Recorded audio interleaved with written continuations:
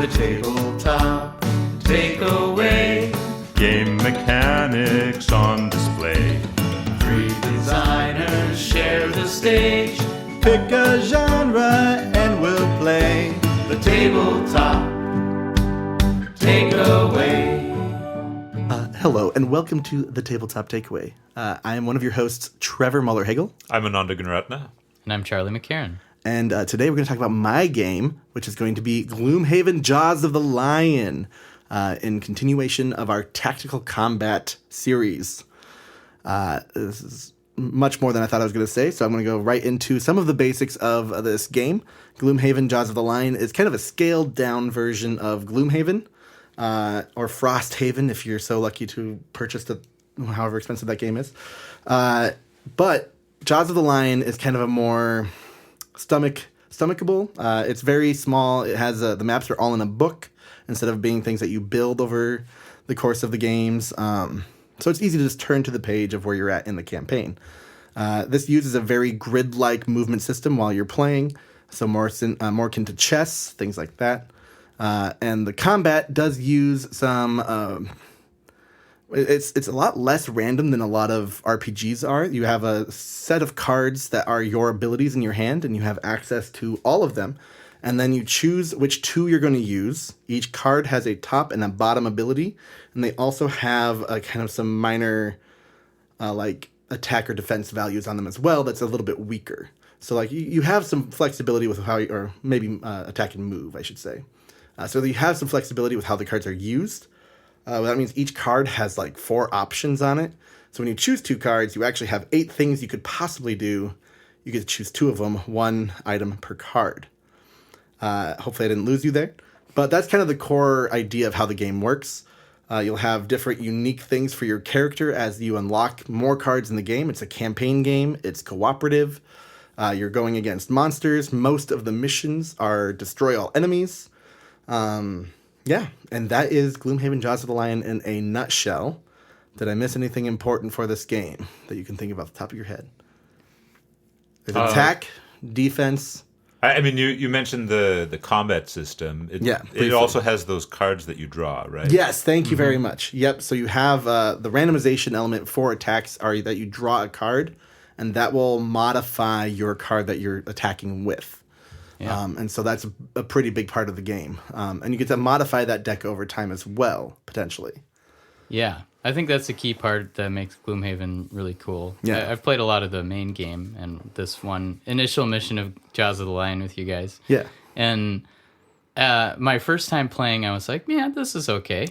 But then when you start upgrading your character and getting new ability cards that you can use, plus like modifying your deck. Yeah. That's what really hooks me in. Once you start learning the system, it's like, oh, for sure. Yeah. Well, and so I'm going to admit right now, I've actually probably played the least Gloomhaven out of everyone here.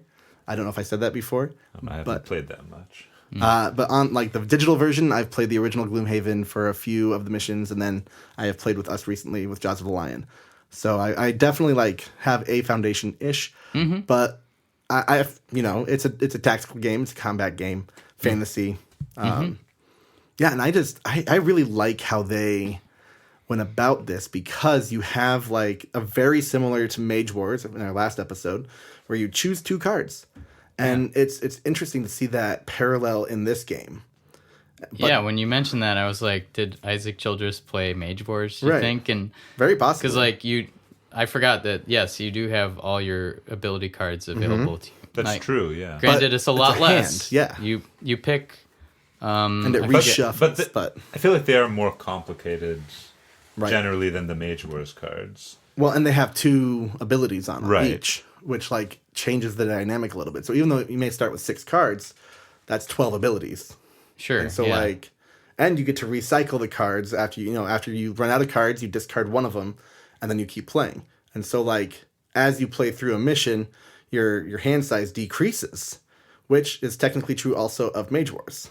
But more literal for Mage Wars, where Gloomhaven, it's over time. Well, I think it's more dramatic in Gloomhaven because in Mage Wars you usually have a ton of it's unusual to go through much of your deck in Mage Wars. Yeah, I think I cast 12 spells. in Mage Wars out of 60. Yeah. Yeah. This is actually something I was kind of wondering about, which is so the sort of exhaustion, right? In I guess not just Gloomhaven, but actually tactical combat games in general. There's some aspect of this in chess and in Mage Wars. The games are about fighting, so you get worn down. And in Gloomhaven, the form this takes is you lose cards, right? Every time you shuffle your deck together, you're losing one of your abilities. Right. And so over the course of the game, the player is getting weaker, and they are losing potency power. or flexibility, really. Yeah. And of course, the Gloomhaven has the campaign aspect to it, where over multiple games you get stronger, but in any single game you're getting weaker over the course. Right. And some advice you often hear from game designers is, you want players to get stronger over the course of the game, right? You want them to build up. And yet so many tactical combat games have in some way you getting weaker. Right. So how do you do that and keep things fun? How do you get weaker while keeping it fun? Yeah, that's interesting. And there is something to like a resource management perspective of it, where you start out with resources and you dwindle down, and so you're trying to optimize that. So you're kind of having to see like, is the the quest you're on one map? Is it multiple maps? Is it just these 4 guys? Like our first game, very easy, just 5 or 6 goblin things, super chill. That was very easy. I think we shuffled once. No problem. But I mean, still, every time you shuffle, you have fewer options, and you lose one of your cool abilities. So if that combat dragged on, and I'm running out of abilities, that gets less. Yeah. It builds the tension though. It does. It just it feels contrary to the advice that you hear a lot of the time. Right. I think in Gloomhaven, there's at least one thing that does power you up mid-game is you can find items. That's true. Well, actually, Potion. Can you find it mid-game, though? I don't know. Actually, you find them at the end of the game, mostly. So, yeah, you're right. All of the progression is between games. Yeah. So, I think one thing why it does work still is you do have all your abilities at the beginning, and maybe you're like running through them and testing them out. But the second wave through, now you're like, you have to sort of make this fun choice of like, this one was really fun to use. I should use that again.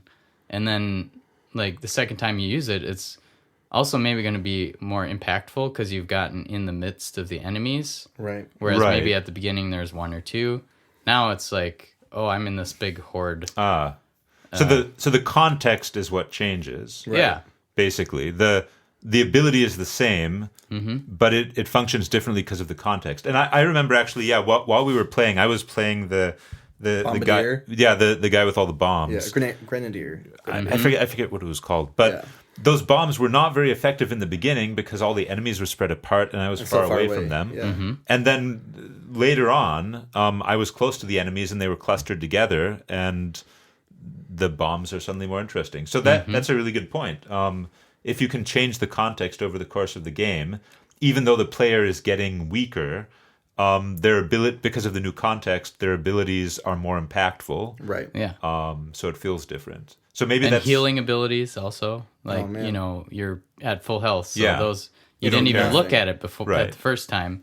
And now the second time around, because of the dual cards, I think that works too. Because... But if that's one that's discarded in that first round, it's like, God. Oh, yeah, who needs health? Who needs health? What? Okay, that's a really good point. I think that's probably going to be my takeaway then, which is that you can absolutely get away with weakening players if their abilities that are remaining are more useful later on in the game. Well, and it's a narrative experience, right? Like it is a combat, right? It's tactical combat, and this is where it really veers away from chess. But it's a story that's happening, and if your character is getting more and more tired, it's the same thing if you catch the king with just like a bishop and a pawn. It's like, how the heck did you... Right. Okay, great, you got it, but like, it shouldn't have happened. Yeah. Well, Well, in this, bringing it back to chess, because I will always use chess as examples. Yeah. You're losing your pieces, but that also means the board's getting more cleared out for things like the rook that can have been stuck the whole game, and now you're like, oh, okay, now it's the time. Time of the rook. Yeah. Versus at the beginning of the game, everything's stuck behind the pawn wall. Yeah. So you have limited options. Yeah, it's yeah. really interesting in chess because your pieces block your other pieces. Right. Yeah. Which is actually like Gloomhaven too. You can get clogged. We absolutely did that. Yes. Yeah. Yeah, your allies get in the way. Yep. And so maybe we should talk about the co-op nature, because that is another fun piece of Gloomhaven. Well, and just as like we were talking about earlier, or in the prior episode with chess, where like if every one of these pieces had really specific, unique abilities, there's 16 of them total, but pawns maybe have different variant. Like that would be a lot to track in your head. When it's a character that has certain abilities, that's a lot easier all of a sudden, because you have one character on the board, and then you're working with your friends who might have synergy-based abilities. It's like, okay, well, I can blitz through there. Are you able to survive this? Are you able to take out that guy? Mm-hmm. And then you're actually having that collaborative experience, because you have a lot more tools at your individual character's disposal than a pawn in chess. Yeah. And so, I think like it really encourages that conversation, which you're not supposed to say what you have in your, like what you're doing verbatim, but you can say like, okay, yeah, I can take them out. Yeah. Yeah, it's always a fuzzy rule. That's a Yeah, little annoying, but I don't like those cases where it's where the game says, okay, there's a limit on your communication, but we don't actually have a hard definition of what the limit is. Yeah. Part of that I think comes from quarterbacking. Wanting to limit quarterbacking, which if you don't know quarterbacking, having one player decide for everyone what they should do on their turn with their abilities. Yeah. Like that's not a game. That's one person playing while other people engage what they're doing. Yeah. If you design a game, and a co-op game, and you test it with play or with people who are designers or very familiar with game design, absolutely every single time, somebody is going to talk about quarterbacking, either saying, how are you avoiding quarterbacking, or I don't know, something like that. That's guaranteed. Absolutely. I had it happen. Yeah. There is no avoiding that, so you'd better have an answer for it. I had one actually quarterback. I'm like, come on, man. Yeah, I think the hand of cards is very helpful, because no one can see what exactly your abilities are. Right. I mean, like, yes, you could say... And you could show someone, like, I have this card. Yeah. Like, oh, yeah, you should try and... Also, it does have the Spirit Island approach, where it's just what you're doing is way too complicated for anyone else to keep track of, in addition to their own stuff. Sure. And I think in Gloomhaven, like, the way I've played it with groups is, like, oh, I'm going to hit... You can say, like, I'm going to attack that enemy. Yeah, but absolutely. They don't know maybe exactly what, or... Yeah. You can... I think you can even say what ability you're using, because... They won't remember it, necessarily. The main thing you can't say is, like, the order. You can say, like, I'm going pretty quick, I'm going later. But still, the enemy initiative orders will probably mess with your plan. That's, like, the one element of randomness that can really change up the initiative, your whole plan. Yeah. And of course, in the game we played, the enemies had they hadn't introduced that mechanic yet, I guess. Oh, because the enemies just had a static initiative of 50. Oh. So yeah, it gets a lot more interesting once you're like, well, I hope I'm going before this guy, otherwise we're in trouble. Yeah. Another thing to talk about is the AI, because I felt like the AI was pretty simple. Mm-hmm. So like how complex. I mean, it was certainly exploitable, because we knew exactly what the enemy was going to do. I guess if we had the initiative hidden, then maybe that would be less the case than it was in our game. But yeah, when you're designing AI for tactical combat games, how complicated does it need to be? Yeah, and honestly, the more complicated it is, the more headspace it takes from the players to engage with, which means they have less to actually like work on their own stuff. Yeah. So it's like that's less fun for them in theory, or could be. Yeah, I've heard a good rule of thumb that is when you're designing an AI, try to make it so that the player turns are much longer than the AI absolutely. turns. Right. So keeping it simple in terms of like how much fiddliness you have to do. Yeah. Right. But yeah, it's tricky because it's like even in Gloomhaven with even those simple rules, you have to figure out, well, what is the best move for this creature? Right. And like there has to be a rule about, well, if it has a ranged attack, it's going to only move just in range so that it can shoot you, but not any closer. Yeah, and that was a point that Ananda kind of brought up before too, is that like with this AI, if it's predictable, is that fair for the AI? Does that still feel good if you know what the AI is going to actually do on their next turn? It's like, well, if there's no variance at all, that's a little boring. But if the initiative's a little different and they move before or after, like that changes it up a little. So Yeah. I think, having just those little bit of variations. Yeah, I think it needs to be mostly predictable, but Yeah. slightly unpredictable. Exactly. Yeah. I think that's... Which I think helps us with our shopping carts. Yeah. Game in progress. To be discussed maybe someday Someday. on the Someday. podcast. Yeah, AI is a challenge. I kind of. Oh, did you have a? Oh, no, I was just thinking, yeah, I think I already touched on my takeaway being the card system for me. I really like, and I always think about like binary choices in games where there's like a series of binary choices versus like, I have all these options and I can do anything on my turn. But if you have like a branching tree of like, okay, well, first I got to figure out which two cards I'm going to use out of my hand. Okay. Well, I picked those and I don't know exactly what's going to happen. So I've got some flexibility. Then everyone reveals and then you can still get another binary choice of like, which card do I want to do?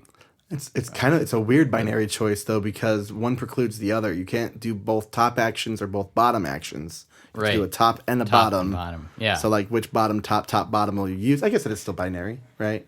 There's Yeah. still two ultimately. Yeah, and I guess I'm saying binary. It's not exactly binary, but like a series Great of scheme, I think it is. of kind of yeah. like branching Choices, decisions yeah.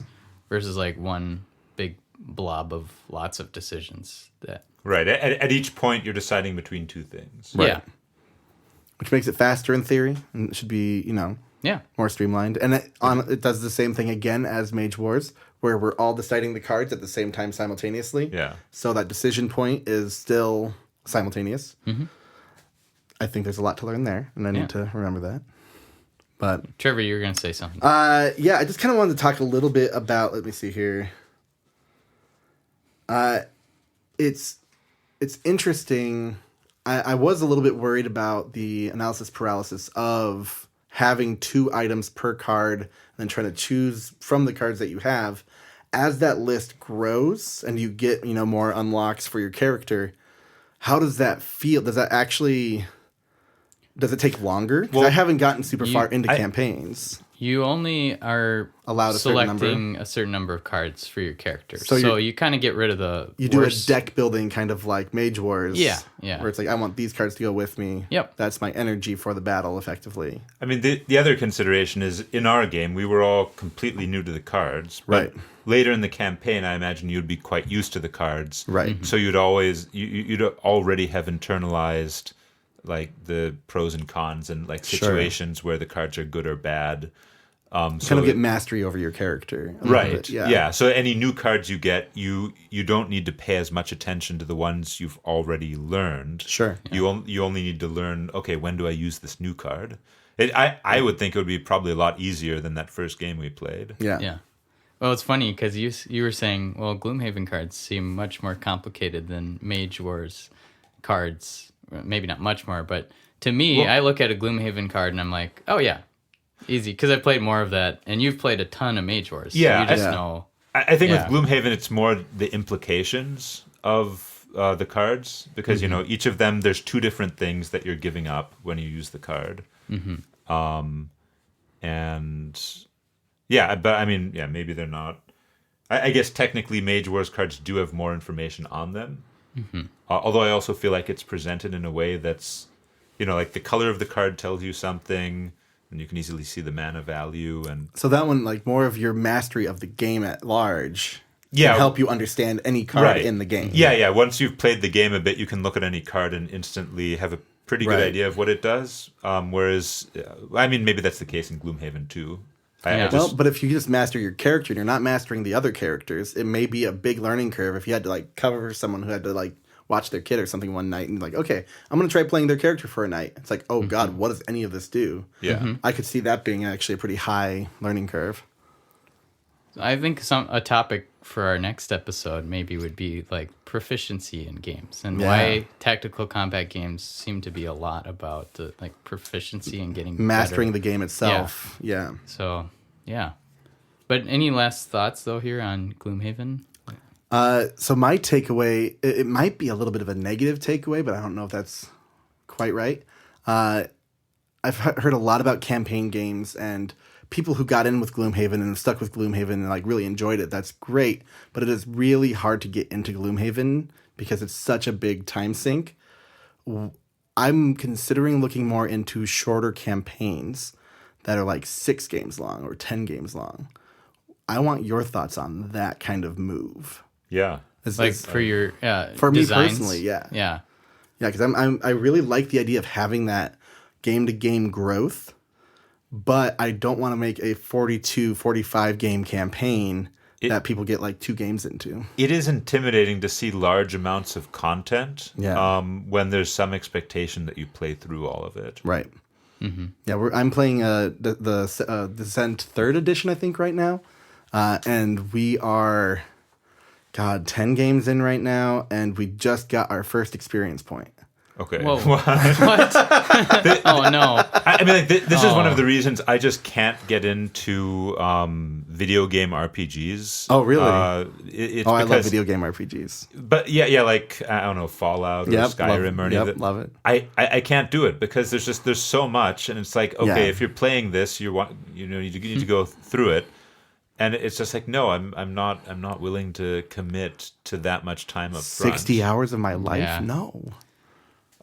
That's part of I think why I didn't get that into D&D either, because That's I also saw fair. the path in front of me of like how much it would take to get this 1 point of like whatever stat I need. That's a big grievance for me too with D&D. That's why I'm working on my own RPGs. Because like it's... D&D, I would love... this is for another... This is more of a rant, but... Oh, no! Like, I love the storytelling side of it, but I just don't really like the mechanics side. Oh, interesting. Or I'd rather it be more Mechanics strategic. light. Oh, more strategic. And something else. Or more just story. So okay. I'm sure there's a better RPG out there's there for me. There's a million RPGs out there. Yeah, absolutely. But... Monster of the Week would probably be a great game, which uses, I cannot remember the name of the system, but it's a specific system that uses, I'm not going to remember any of it right now. But playbooks, uses playbooks, and that's like your character's abilities, but it's very abstract, and you like roll dice still, but it's like not literal. Yeah. It's much more narrative driven. I think that'd be, or Fate Core. Fate Core is a good one too. But. And I think, like, to bring it back to Gloomhaven, like, I don't think of it as a story game so much to me. Yeah, it's like, obviously, there's story elements which are fun, like where, you go out and you have a road event at the end where after you finish the missions, you find out, like, some special thing and whatever. But, yeah, it definitely feels like... a tactical game where you have different situations. Yeah. You get stronger over time. Yeah. Yeah. Yeah. And to touch on your idea of like a shorter campaign, I think that's a good idea. And I've played a lot of legacy games like Risk, Pandemic, Charterstone, Scythe, and they all end around like 10 to 12 games, I think. Sure. That feels good to me. Yeah. But even like I think I would almost prefer like a shorter game itself that you can play a lot of times. Oh, I see. So the game, I see. Like a really long campaign, but each session is super short. Like The Crew. I love those kind of games. I need to play The Crew still. Yeah. But No, that's absolutely legit. And like being able to have a decent experience in like a 30-minute session, and you can play like 4 games in a night instead of 1, like that'd be awesome.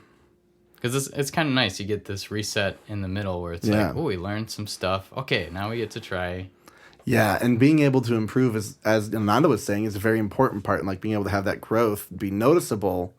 If you have a shorter game and you are losing resources during that shorter game, and then you gain stuff, it can feel like you're in the same game when you do a new mission. And I think with losing resources, if the game is very short, it probably doesn't matter. You don't feel it as much because it's like, hey, I'll have it back soon. Yeah. Like, it's not a big deal. And another point in a co-op game like Gloomhaven, if you lose, it really sucks if you have to replay a really long campaign. But God. Usually Gloomhaven, I don't know how Isaac Childress did this, but pretty much every mission we've played, we sometimes win on the first try, but often we lose. But if we do lose, we usually win the second time around. Like we've improved our skills enough, or maybe got a little bonus. But no, do you keep things when you lose in Gloomhaven? Well, yeah. I mean, you don't really lose stuff too much. So it doesn't reset your character to pre-mission? No. Okay, cool. So that helps. That's nice. That's a nice you little... You can earn some things in between that help you out. Yeah, complete reset is... Woof. Yeah. Well, the save game was back 3 hours ago. No, we're not going back to Game Boy days when you couldn't save between levels even. Oh, what a terrible design back in the day. Oh. Like, was it a memory thing? I don't know. Yeah, that wasn't a thing. Saving wasn't a thing. Yeah. Well, awesome. Seems like we could wrap up this episode. And, tune in next time for our bonus episode talking about tactical combat games in general. Yeah. Boom. That was different. I'm sorry. Hey, thanks for listening to The Tabletop Takeaway. This podcast is made possible by listeners like you. So please tell your friends and visit our website at thetabletoptakeaway.com, where you can suggest games and mechanics for us to cover next on the show.